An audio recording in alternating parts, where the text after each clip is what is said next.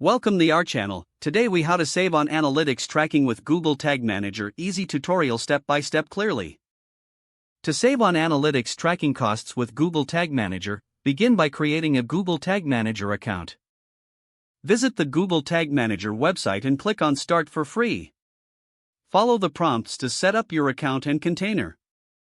Once your container is created, you will receive a code snippet. Copy this code and paste it into the HTML of your website before the closing /head tag. Next, navigate to your Google Analytics account. If you don't have one, create an account and set up a property. Get your Google Analytics tracking ID from the property settings. Return to Google Tag Manager and click on Tags in the left sidebar. Select New to create a new tag. Choose Google Analytics, Universal Analytics as your tag type. In the tag configuration, select Page View for the track type. Input your tracking ID in the relevant field. Scroll down to the triggering section and click on Add Trigger.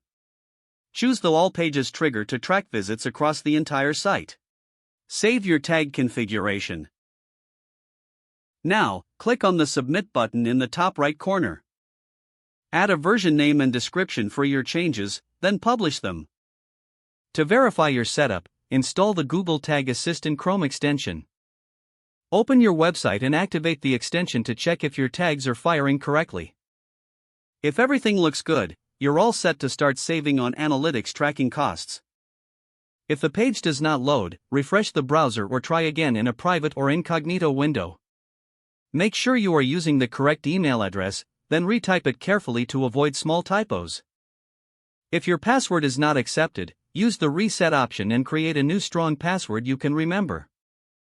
Check your spam folder for verification or security emails, then complete any requested confirmation steps. Enable two-factor authentication if available to improve account security and reduce unauthorized access risk.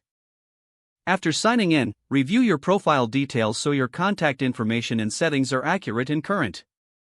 If you see an error message, note it down and try again after restarting your device and internet connection. Log out when you finish, especially on shared devices, to keep your account and payment information secure.